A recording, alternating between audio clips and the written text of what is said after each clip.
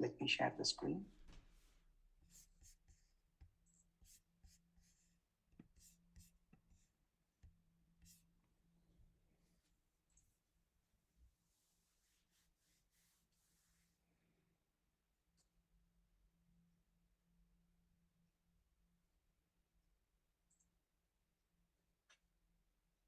Are you able to see the screen?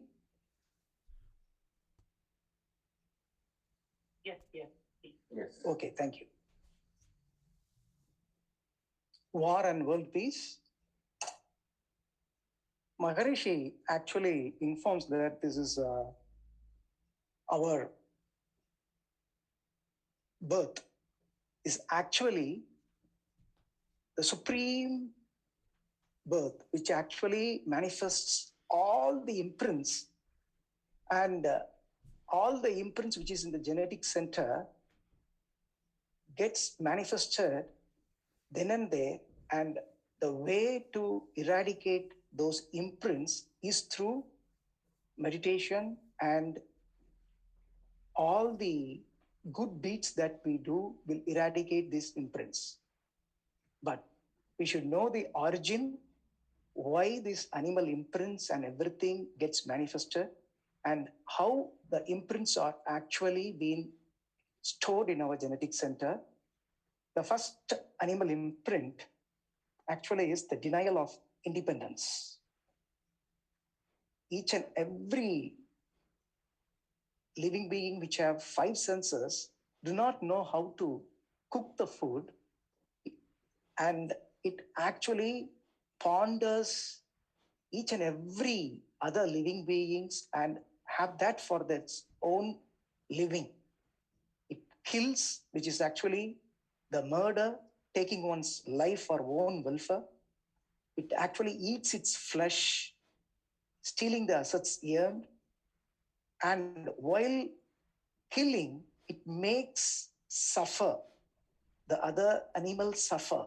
So make others suffer to live its own life. So the four imprints that we gain on that killing of any animals or any living beings is denial of independence, making others suffer to live own life, stealing their assets earned, and the murder, which is taking one's own life for own welfare.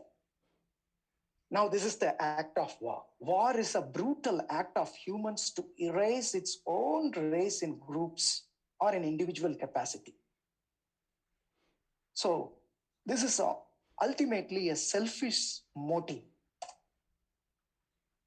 What Maharishi says about this war.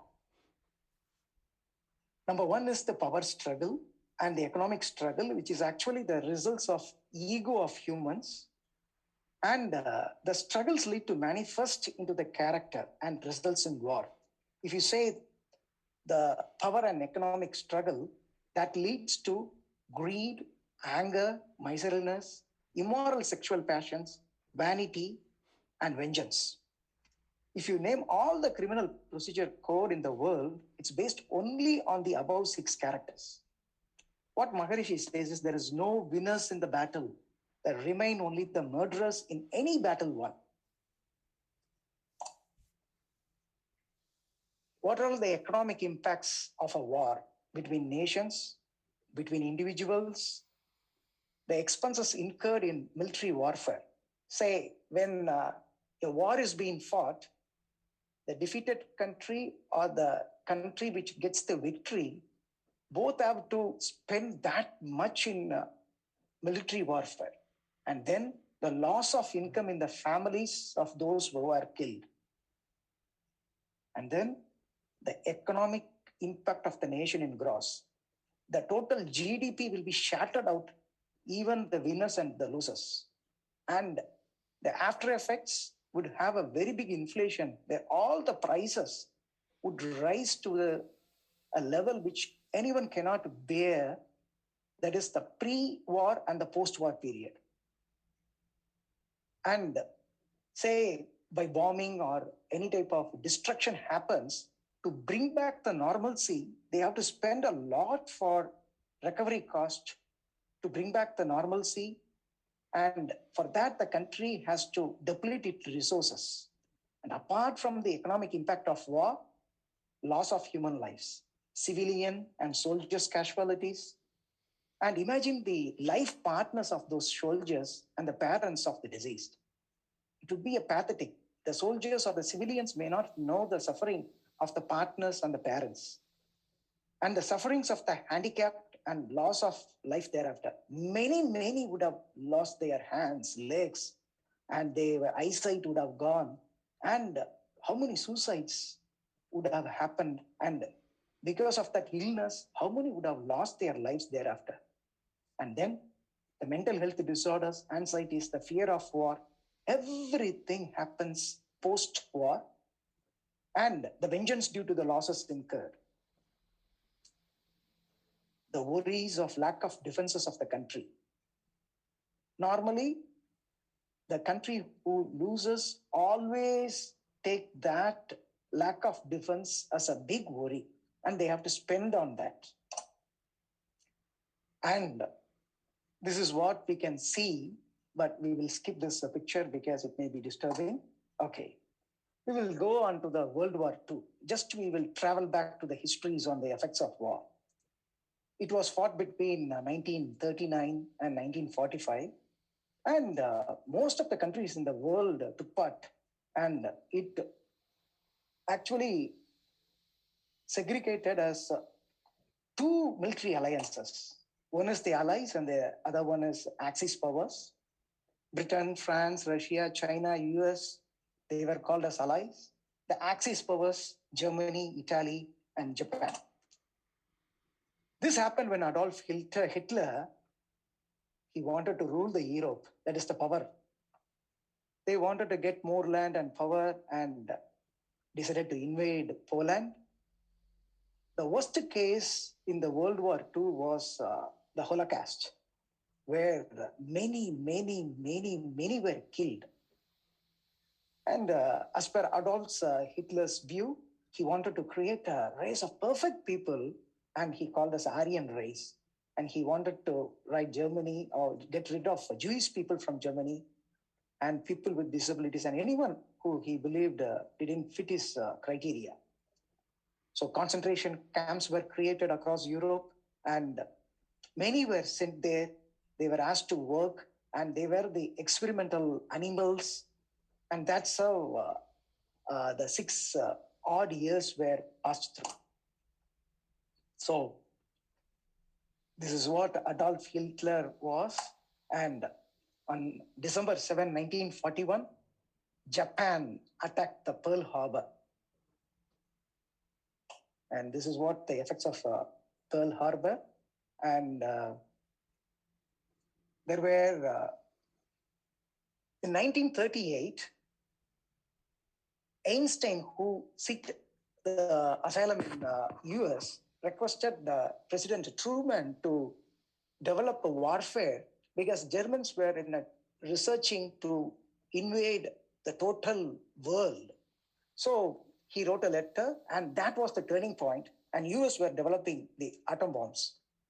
6th August 1945 and 9th August 1945.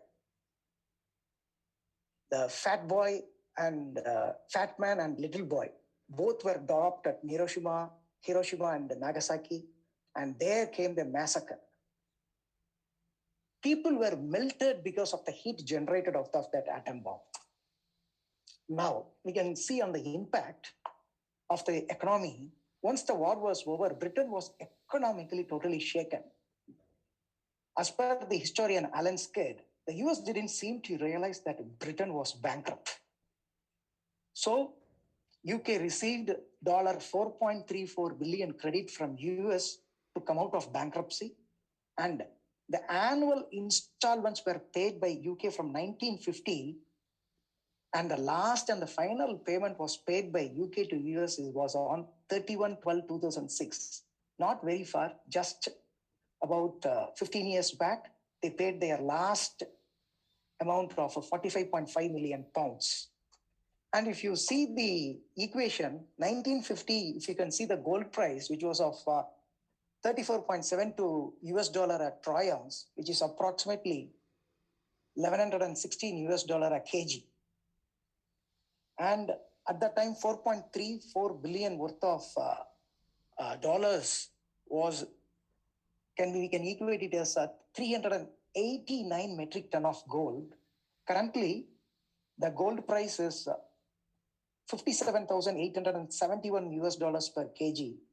And that 389 metric ton is worth 22.5 billion. And UK was totally shattered and it was not able to manage its colonies.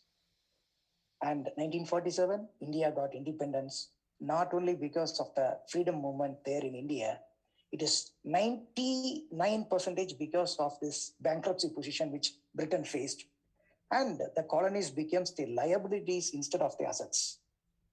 All colonies were given the independence later on because of that financial strain which hovered around the UK, and that's it. In 1910, it was at its peak, and within a period of 35 to 37 years, it was at the bankruptcy. So we never knew what happens. The karma is a very, very big judge. Let me just now travel back to the history on the effects of war. Let me just go back to 736 AD, where the Rajputs were ruling the Delhi. At the time, the Delhi was known as Delhiha. In 385 AD to 415, it was ruled by Chandragupta. And if you now happen to go to Qutub Minar, you can see an iron pillar that doesn't rust. And it was erected on his memory. There were, after 300 years, it was ruled by a race called Tomar, which is a division of Rajputs, later on ruled by the Chauhan Rajputs. We should have heard about the love story of this Prithviraj and the Samyuktai. So it was during that period, now we are going to travel and see what has happened.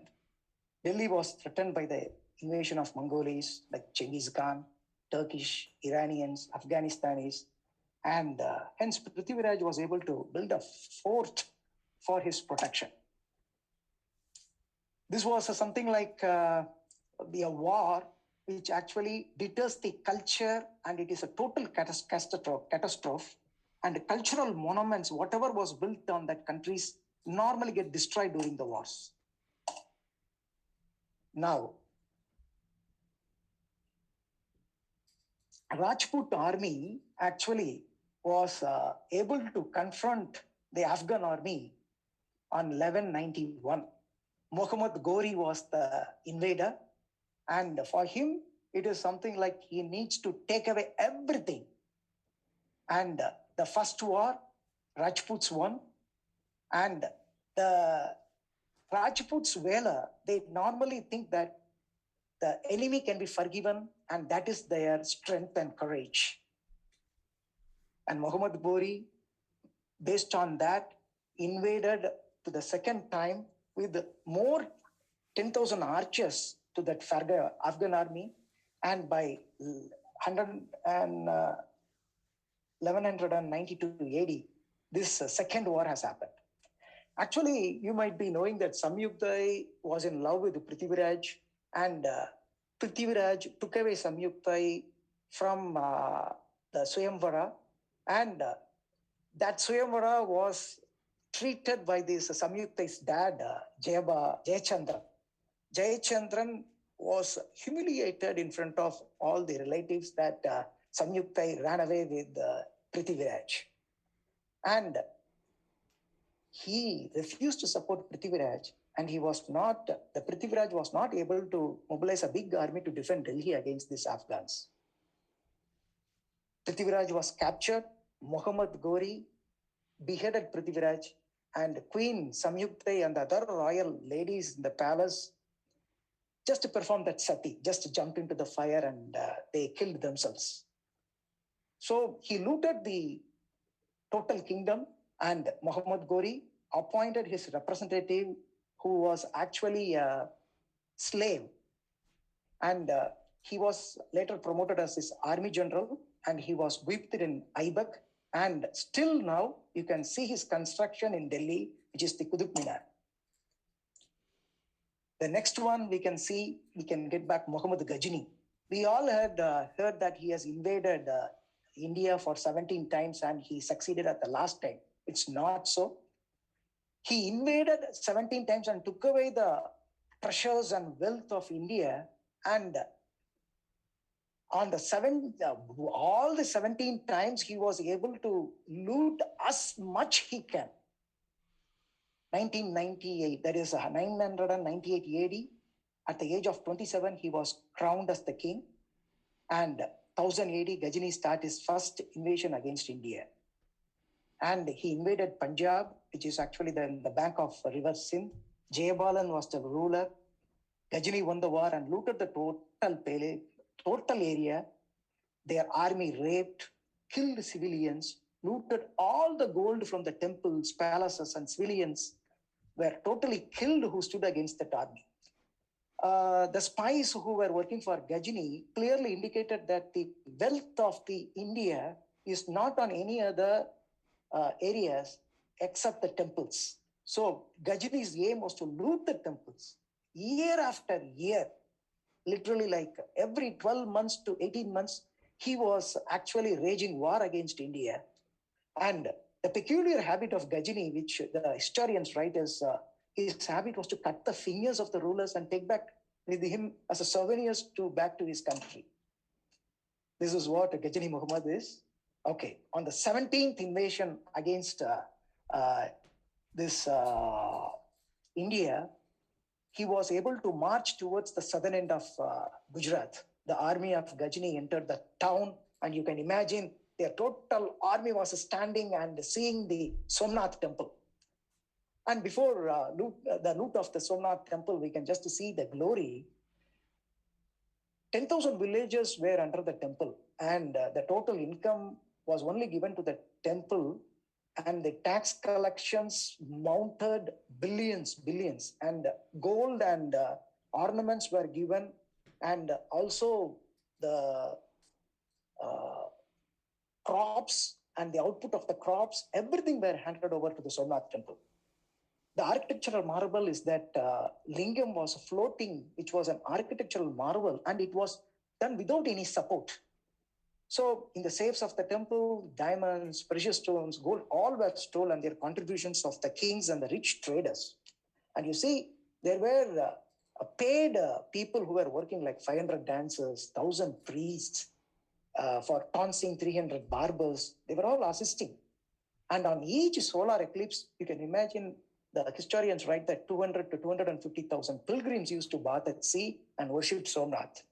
And again, twice a day, the tide from the sea rise up to the steps of that Somnath temple as the gesture of worship for Lord Shiva. So this is a model how that Somnath temple looked like. So now we can see the massacre. The army advanced and all the villagers, workers of the temple stood against the army. And Muhammad Ghajini commanded to slaughter the heads of the defenders. Took nearly 2 hours to slaughter the 50,000 defenders, and every color of the sea was turned to red.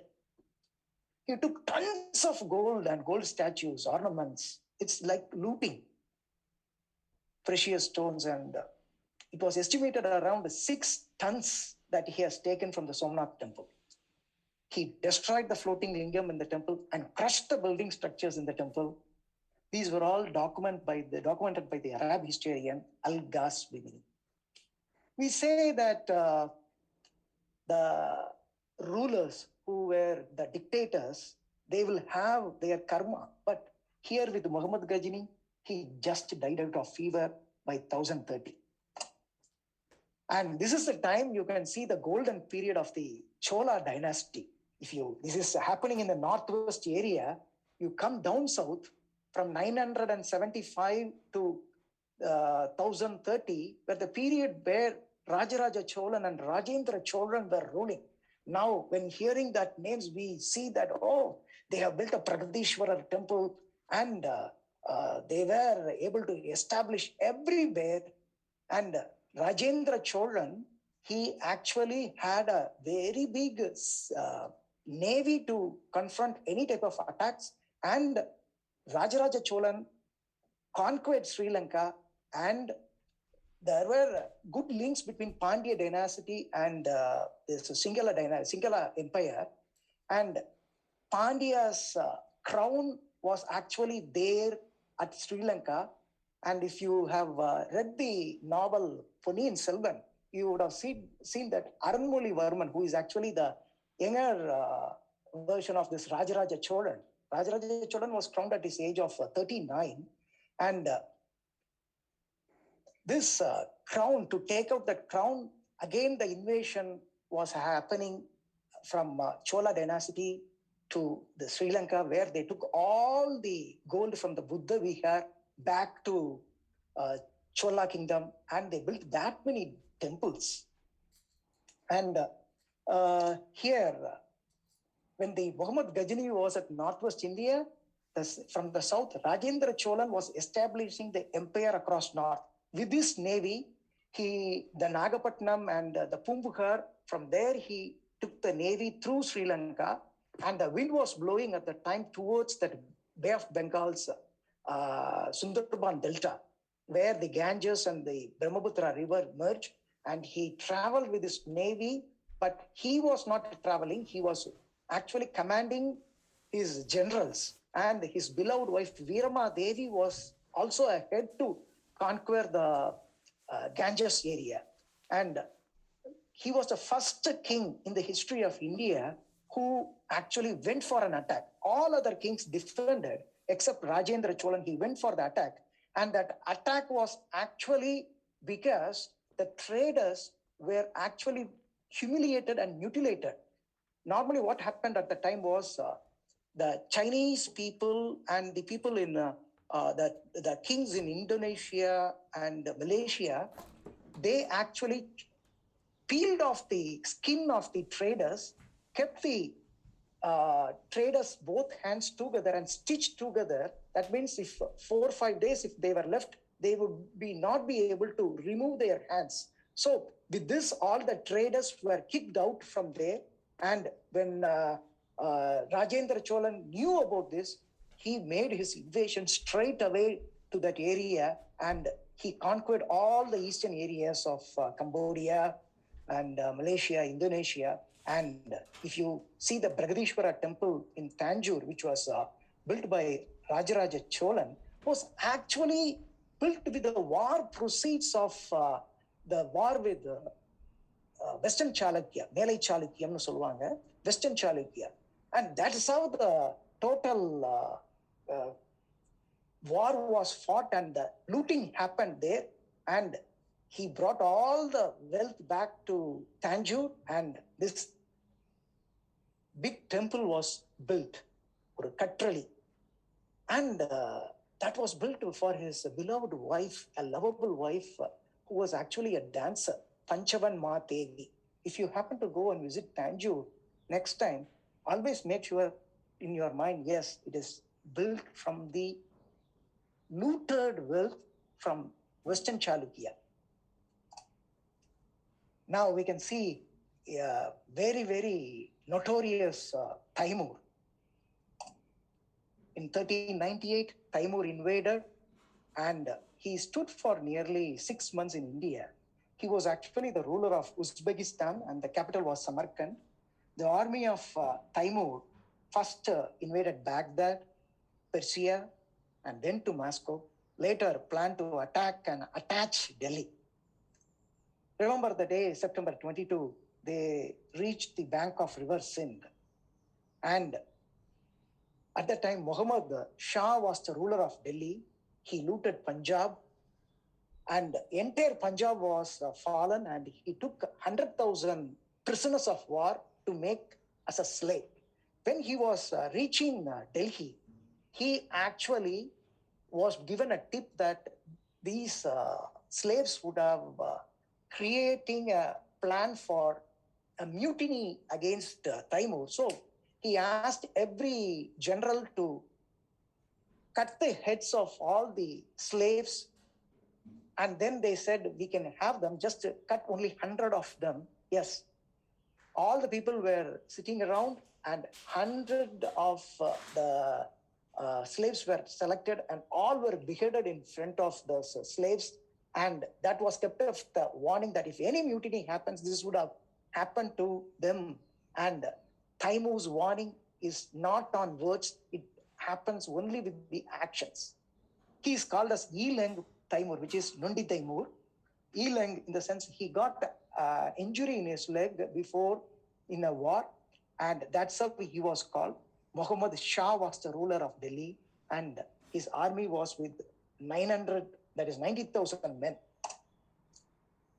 Just December 17, 2 weeks before we can say, but the year is 1398.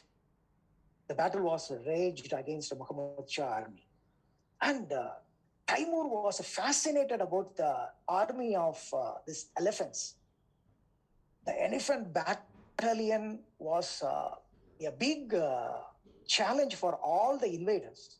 And the spies were able to give the tip that elephant battalion can be shattered. They were able to throw the thorns when the elephants were marching ahead to attack this army. Yet the pits were made and elephants fell inside, and big metal thorns were piercing the legs of the elephants, and that resistance was overcome. And apart from that, when the army of Muhammad Shah was approaching the army of, attacking the army of Taimur, on both sides, buffaloes and camels were actually marching towards the army, thereby squeezing the Muhammad Shah army with the straws there, and the army lit fire on the back of these two animals, that is buffaloes and camels. And on seeing the fire, the elephant battalion, which was actually a part of this Muhammad Shah army, they were ransacking their own people, and within a day, Muhammad Shah army fell. And there comes the victorious Taimur inside the Delhi. 130,000 people in Delhi on that alone were killed, and it was just a day war. He was having 3-day camp in Delhi. And all the generals, all the ministers, traders, everyone were falling down to the feet of Taimur, and they were offering all the wealth, and that is the gold and diamonds, precious stones to him, asking for mercy. And at that time, he was given a tip-off from one of his general that some of the traders were able to fly off from Delhi, and Taimur's army were placed at the gates of the Delhi, and they killed some of the people and they ran away. That was the tip-off came, and Taimur ordered the massacre of 300,000 people, and the army were able to kill each and every one, and it took a day for them to kill everyone. Killing in the sense, raping and taking off all their wealth, lighting fire of their properties, everything happened. And it took like 2 months for Delhi to actually recover from that shock, because there were no one to dispose of the bodies. The eagles, vultures, every birds and the hyenas were there eating out the bodies. That was the atrocities of the Taimur which was created, and he looted, and on his way near Lahore also was shattered. And by 1400, he waged war against Turkey and won, and 1405, Taimur passed away. Okay, we can say many in this history. Red Indians were killed, and then US Civil War happened. Yes. Now we were, when I.K. Gujral was the Prime Minister of India, Vasco da Gama's success was actually requested by the Portuguese government that they want to celebrate the 500 years of success of Vasco da Gama's discovery. And unfortunately, they initially said okay. And later on, after hearing the folktale songs of Kerala, that is the Chera dynasty, then there were so many opposition came out from India that this should not be honored. Then the government pulled out. What has happened at that time? Everyone knows the Silk Route was the only route from Europe to the Asia, and everyone were using the Silk Route. They have to cross the deserts and cold temperatures, which was not an easy task. So the Portugal government, which was actually headed by Samuel I, they actually funded the project for Vasco da Gama. So that was the time everyone were eyeing India, because India's richness and wealth were known totally over the globe. So the Portugal king funded the project for Vasco da Gama, and July 1497 was the exploration which started from Lisbon. Convicted criminals with death sentence and life imprisonment were the sailors in the 4 ships which started its voyage. 10,000 miles they were able to cover in 3 months' time through the Atlantic Ocean of the African Western Rim.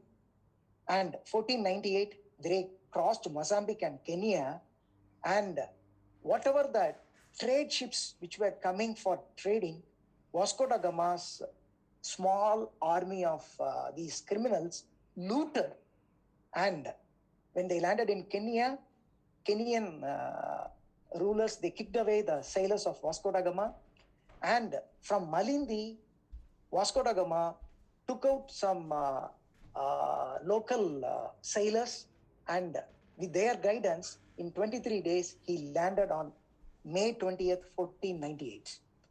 And the ruler was not there. He waited, and there they were able to trade, and he was able to get the deal only with the cannons and the guns which he was having. And India was not at all aware of the gunpowder. They were not aware of the technology that advanced for the cannons and high-profile rifles and guns. Then when he returned back with the spices, Vasco da Gama was made as the advisor to the king. This everyone knows, yes. Now what happened next? After the report of the richness of India, 13 ships under another general, Pedro Cabriel, was sent, and the Portuguese tried to enter the treaty with the Calicut ruler, which is actually the Colico, which backfired. There was a small battle between those two, and they were chased out of India, as the western rim of India was trading with Arabs most, and they were not interested to have Portuguese presence. So after reaching Portugal, then after getting that information, Vasco da Gama started his vengeance voyage by October 1502. And on reaching Calicut shores, he didn't even come immediately back to the land. He looted a ship which was from Mecca called Mary, and there were children and women. He massacred the 380 people. Whoever jumped out into the sea, they were also captured and massacred. And whoever came there, the 34 sailors who were there, they were captured and hanged to death. And then the truce was made by Vasco da Gama with the ruler, and on force treaties were signed. So he went to Kochi, he took out all the spices, and based on the threat, the ruler let him go away. And then on his way, the Malabar forces had a big encounter and he escaped them. On his third visit, he was made as the viceroy, and it was on 1524, and was head of Indian operations, that's the viceroy. And after coming here, there was a war and he was killed, and in 3 months, he passed away. But that was a turning point. It was a sea route, and it was the room for European forces to loot India. Okay. Is there any remedy? Yes, after World War II, United Nations were formed. There were 5 nations with veto power: USA, UK, France, China, Russia. There were 10 non-permanent members, and any resolution to get passed in UN, they have to get 9 out of 15 votes. And at last, with the Swamiji's effort, on 9th January 1975, he made his speech in United Nations.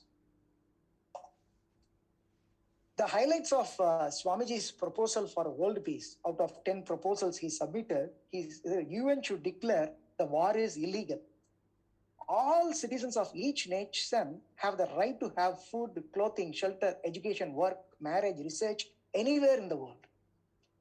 All citizens of each nation have rights to migrate anywhere in the world. UN can have the border control of all nations. No nation can have the right to ban the right of any citizen. So he submitted the proposal, and Narasimhan was one deputy general there, and he said this has to come out from the government of any country. So Swamiji made the representation to the then Prime Minister VP Singh, and VP Singh was so much impressed by the information given by the Swamiji, and he promised that this will be passed on to the UN for a right referendum. And later on, nothing happened. And when he visited US, Swamiji was back to UN on the fact-finding mission. And at that time, the Deputy General introduced to one of the arms agent. And later on, Swamiji has given the information that if the cost of production on one ammunition is $1, these guys, that is the veto power nations, are selling at $600 through the agents. And the income tax to the respective government goes 50% as a super tax. So $300 goes as a tax. And the commission for the ruling parties of each government, whether it can be an individual or it can be a party, they are given 25% of the share, which is $150. And the amount would be deposited in any Swiss bank parties, and that was the reason that Rajiv Gandhi was thrown out of power because of that Bofors deal. Now, the profit for the veto powers who actually sold the ammunition is $150. So he said that if this is the case, Swamiji, no ruler or anyone would ever think of solving anything. So once you have given this information, there may be a conspiracy which would have created there, and it is better you can go out as fast as possible to India. Maybe you may be in the assassination list. So any veto power nation, they have the only interest, they have big interest to sell arms and ammunition to all the countries, and they need war in all places to boost their profits. And conflicts will never be sorted out by the veto powers, and the UN powers all are diluted. And Swamiji usually says that the more and more you bless, the manifestation will happen. And in November 2021, which was last month, UN approved World Community Service Center as the advisory body passed on the facts of the noble mission for world peace, which can be reached by individual peace. And for this, Swamiji formulated the 5 moral virtues, which is, I live with my own effort, with aid of my knowledge and work only. I do not harm anyone both physically and mentally. I never kill any living being for my food. I respect the rights, assets, and freedom of each other person in the world. I strive to eradicate the sufferings of others to the maximum extent possible. So this he concentrated into two-fold path of virtue, which is I myself in my life will not harm anyone both physically and mentally. If possible, I strive to eradicate the sufferings of others to the maximum extent in my limits. Yes, if every individual is able to follow this, there will never be a war, and there will never be any type of negativities arising out of war. So he formulated a world peace formula, and that's what we are chanting every time when we conclude our prayers. May the leaders of every nation intuitively attain divine realization, the boundaries of all nations guarded by a force common to every country. By this, all the military expenses would be totally eradicated to the minimal amount needed, and There is no need for any war later on. May all men live without rancor or fear, working for a living, all wars disappear. May the people all over the world find lasting peace which fills their mind. So, Swamiji's step is individual peace leads to world peace. With this, we can conclude this discourse. And if you need to discuss anything, you are most welcome.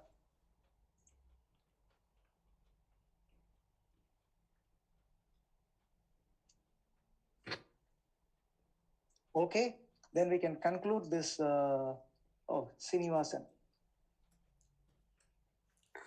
Thanks, sir. Nice session. Very informative. I think it's like history is sometimes very difficult sometimes to understand, and it is something I don't know how you collected all these facts. It's really useful. We'll go through the recordings again, but how we are getting this historical information? It is all validated. How you collected this information, sir? Okay, collection of this information. Number one, you can read some books. If you can, Vandargal Vendrargal by Madan. In Tamil, you can see the Mughals venture. And you go on the history of World War II. If you read those information, you can see how Britain was shattered economically and how it was in the verge of bankruptcy when Churchill, because of that, Churchill was defeated and Attlee came into power. So those information, and if you go back, Babarnama, Babar's biography is there. And the most important inspiration for us to collect this is Enadu India by S. Ramakrishnan. If you happen to read that book, he has given the atrocities of how the 200 years of British rule have depleted the resources of India. And there are other books. There are a vast number of books you can just go through. And Ponniyin Selvan is another one, biggest asset you can just look in. And if you have the books of Balakumaran, Udayar, okay. 1 to 5 parts, you can see the Rajaraja Cholan's warfare and how he have the plans for attacking the war, and how he actually, Karigalan, his brother was murdered, and how Ravidasan was later on punished, and then how he conquered after his big brother was thrown out. And then came Rajendra Cholan, how he expanded his fleet of his navy, how he established himself in Cambodia, Indonesia, and Malaysia. So in the novel of Balakumaran, again, Gangegonda Cholan, there is another 5 big volumes where you can have that much of information. It is not something I have taken from one single book. It was like all these books combined together. We have given the crux of the information, and that is what is being handed over to you. Thanks a lot, sir. Thank you. Very informative, sir. Again, Happy New Year to you and your family, everyone. Thanks a lot. Thank you. With the world blessing, we can conclude the session. Oh, Vijay. Yes, Vijay. Hello, everyone. Hello, Anna. I have a question. Thank you so much for the detailed information. How the law of karma works in this case, because we have seen that from for past 1,000 years, like from 10 AD till now, the wars have been going on and still going on. Yeah, but how this balance of karma happens, because it seems those who are winning seem to be going ahead with everything, and those who are losing. Why I'm asking this, because I was kind of my family, right? Our community, because we come from the Somnath area, Saurashtra. We are basically Saurashtra people. Okay. Because of that attack, we are my ancestors were directly affected, and we had to migrate. So the migration happened for many years. So few of our Saurashtra, my community people were in Karnataka. They settled. Few in Andhra, and majority they came to Madurai. Yeah, by Tirumala Nayakar period, it was a boom for Vijayanagara Empire. Yes. So we are directly affected by this. So why? I mean, every time because I am very much interested in these things, I always question myself that how come they get away with this? I know the law of karma is there, but why it is not? I'm not able to see them, the atrocities that they have done on so many. Not only, I just gave my one example, Yeah. but all over the world, so many things are happening. But for example, West, the way the concept of GDP is there, and the way we are understanding the GDP, how that they just get away with this. I mean, I see still the African countries or India, maybe wherever the colonies were there, it was plundered, looted, and still we are struggling.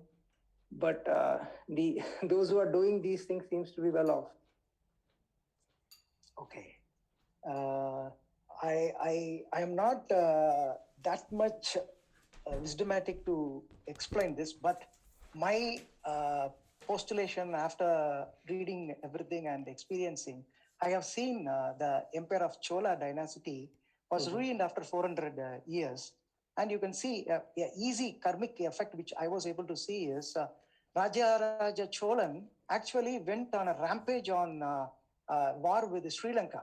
And the Sri Lankan people in the sense the natives of the what we call this Indian, southern India, that is the Chola dynasty, they actually captured and they overruled the Sri Lanka.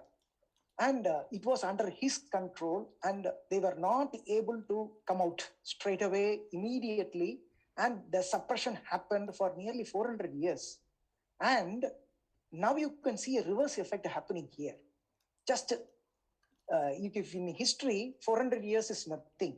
But here, when we speak, 40 years is everything. Because every 20 years, you can see one generation will be coming out. And now, for the past 3 generations, you can see the sufferings of the same Tamil community under Sri Lanka. Okay, that is one area. Now, going back to the Mughal period, they looted and they established. When Babur was actually coming from the northwestern areas, from Afghan and everywhere, he was not actually having the kingdom at all. He established his kingdom and made here as a ruler, and he established the dynasty. And when British came, they were overthrown. And during the 1875, by the time the last ruler was actually taken to Burma, and he was just a sick patient when British were shifting his presence to Burma. So history repeats itself again and again, but unfortunately, the 6 characters with Maharishi was informing the greed, anger, miserliness, immoral sexual passions, vengeance, vanity. These are all the factors which was imprinted onto the animal instinct, and it sprouts out each and every time. So whatever goes up has to come down. Whatever was down will go up. It is a cycle, but we are not able to see the total cycle in our lifespan. It may happen and it will be happening. We never know. Right. What time it is going to manifest. That is where we can see 600 years of Mughal Empire thrown away. Where is Pandya dynasty now? Where is Chola dynasty now? Where is Chera dynasty now? Where is Ashoka's dynasty here? Where is British Empire now? Now, these 3 nations or the 4 nations now together, they are planning to get independence.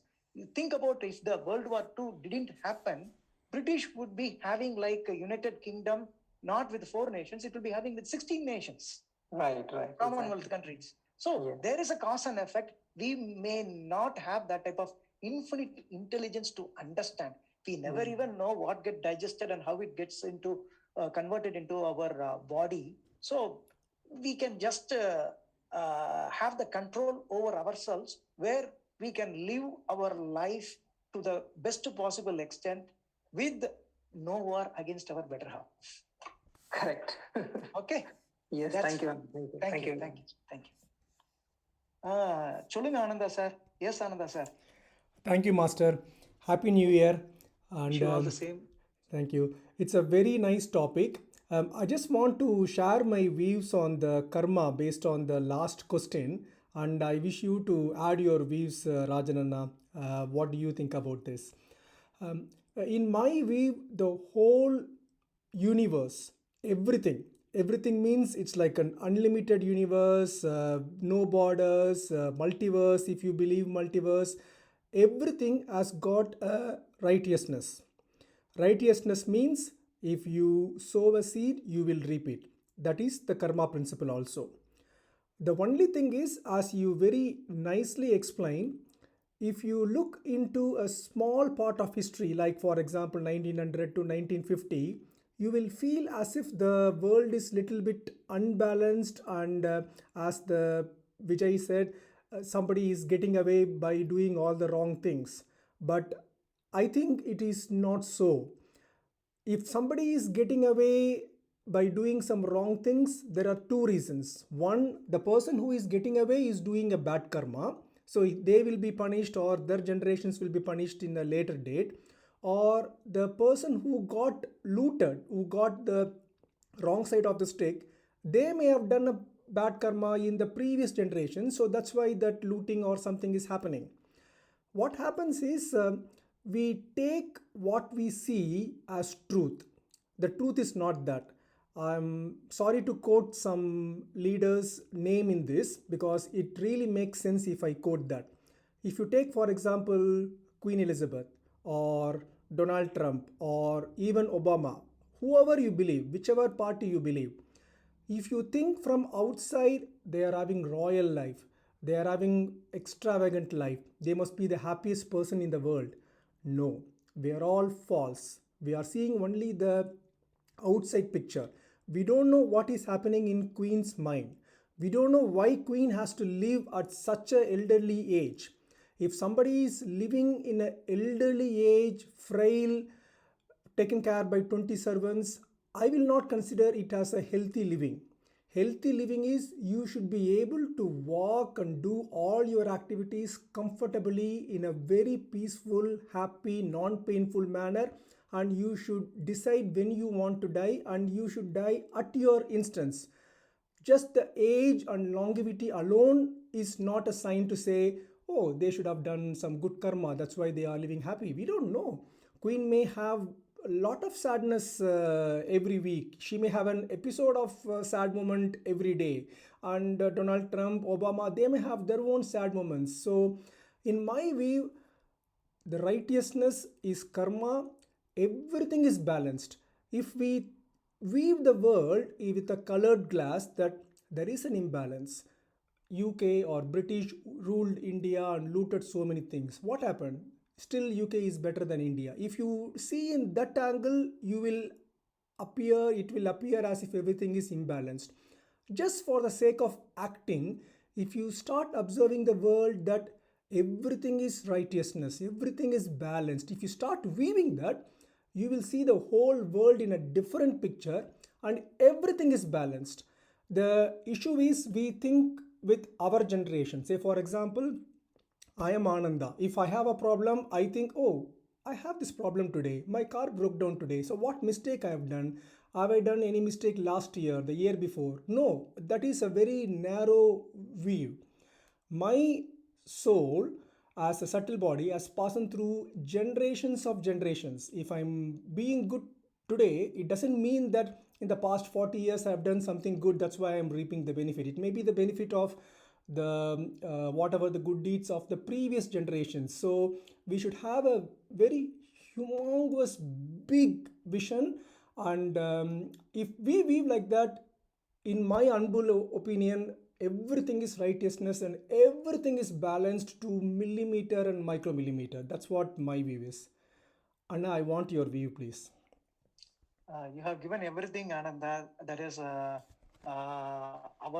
lifespan and our understanding is not even 0.01 percentage of the total universal intelligence, because you can see the pattern precision and regularity is something which we cannot imagine, and that is what the ancestors have said, dharmam talaihakum.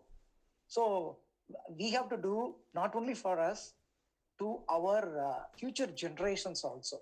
And that's what Swamiji also has given the twofold path of virtue, that I in my life will not cause any sufferings to others, both physically or mentally, either today or tomorrow. And to the extent possible, let me try to get rid of the miseries, those who were suffering. And these two, if you are able to follow, there is no need for any other uh, action of going to temples, mosques, or churches. And the law of karma, that is, நல்லதை செய்தல் அல்லதை விடுதல். These two things, if you are able to do now, then obviously our next generations would be totally be without war. The war is actually happening inside us, first of all, whether to do it or whether not to do it. So there is a dilemma always happening. That's what Swamiji always says, get into that meditation state where you are one with the absolute. And once you are with the absolute, you realize that the actions will be taken only after perceiving the results. So we never ever touch the results, which actually affects the total magnetism in this world as well as within us. So this is what we need to take into consideration. And for that, best step to go into the peace, number one, start with a very simple practice, like do your simplified physical exercise regularly, do the meditation regularly. Apart from that, do the introspection also regularly, so that every day you clean up the vessel and keep it there, so that you never let the karma overcome you. That is what we need to do. And Swamiji requests everyone to do that only. So Ananta, yours was really the righteous one to perceive that one. And your information is also an answer to our aspirant Vijay. And hope we can wind up the session, Ananta. Thank you, Anna. Thank you. Thank you. வாழ்க வளமுடன். World blessing. With the world blessing, we can conclude this.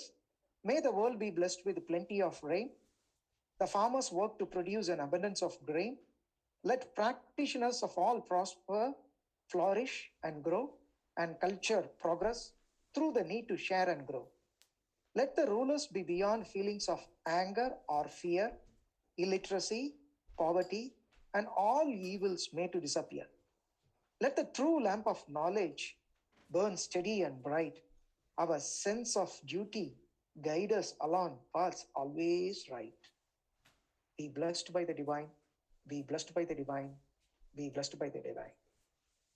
அனைவரும் உடல் நலம், நீலாயுள், நிறை செல்வம், உயர் புகழ், மெய்ஞானம் பெற்று இப்புத்தாண்டில் ஓங்கி வாழ்க.